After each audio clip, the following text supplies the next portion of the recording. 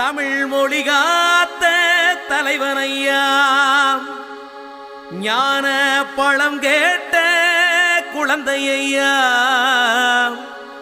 அப்பனுக்கு பாடம் சொல்லி ஆறுபடையாட்சி செய்யும் ஏசாமி முருகனையா. வெற்றிவேல் முருகனுக்கு.